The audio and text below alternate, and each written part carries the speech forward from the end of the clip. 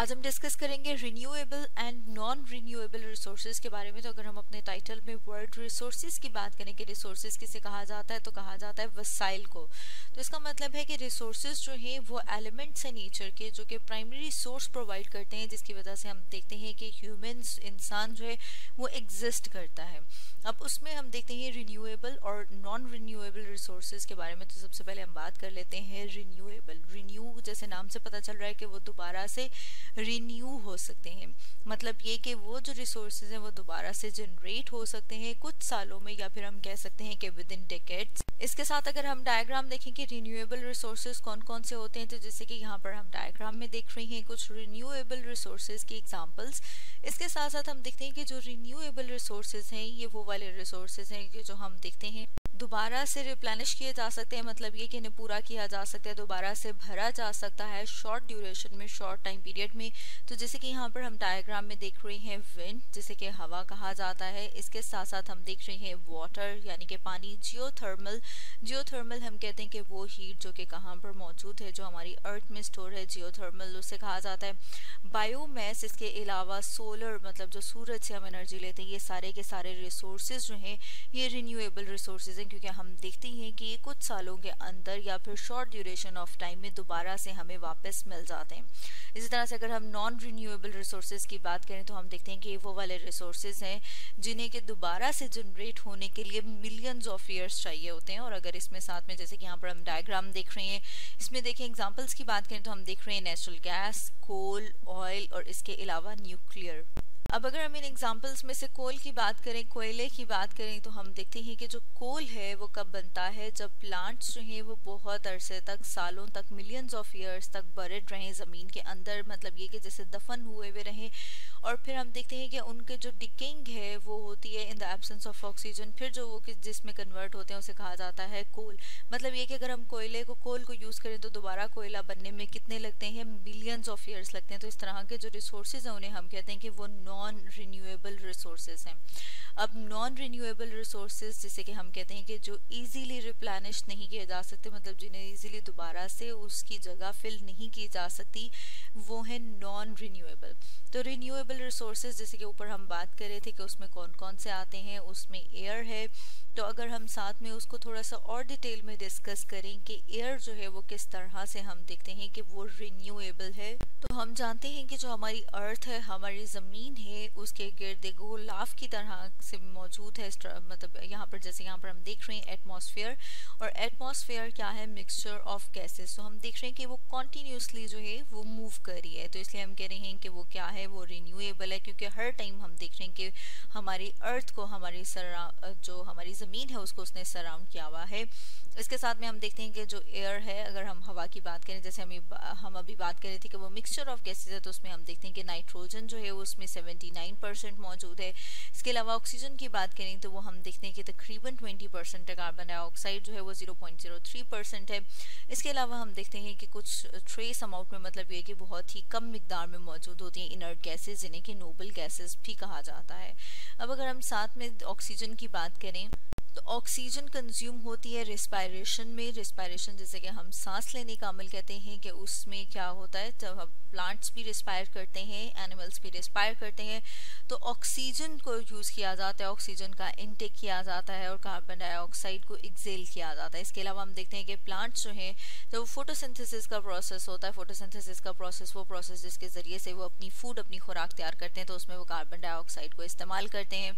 इसके अलावा अब अगर हम नाइट्रोजन की बात करें तो नाइट्रोजन जो है वो as a raw material use होता है नाइट्रोजन साइकिल में। इसके अलावा हम देखते हैं कि नाइट्रोजन जो है वो बहुत सारी सब्सटेंसेस को फूड के लिए भी, और इसके अलावा हम देखते हैं अगर एनिमल्स की बात करें तो अमाइनो एसिड्स को बनाने के लिए भी बहुत ज़्यादा ज़रूरी है। मतलब लिविंग सिस्टम्स की बात करें तो लिविंग सिस्टम में भी नाइट्रोजन का बहुत इंपॉर्टेंट रोल है।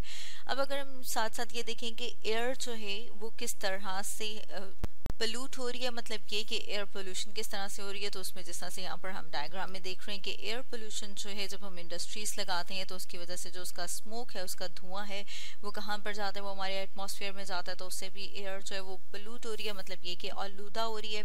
इसके साथ साथ हम देखते हैं कि जो बढ़ते हुआ नंबर है ऑटोमोबाइल का, या फिर हम कहेंगे जो गाड़ियाँ हैं उनका नंबर इतना बढ़ गया है कि उसकी वजह से भी क्या होता है कि एयर पोल्यूशन है। अब अगर इसके साथ साथ हम एक और रिन्यूएबल रिसोर्स की बात करें जिसे कि वाटर कहा जाता है, पानी हम देखते हैं कि हमारी ज़मीन का 70% हिस्सा, 70% जो हमारे अर्थ सरफेस है वो किसने कवर किया हुआ है, वाटर ने, पानी ने। उसमें अगर हम देखें तो हम देखते हैं कि जो ओशन है, समंदर है, वो उनका कितना है 97%, टोटल पानी का 97% जो है वो ओशन है, मतलब ये कि समंदर।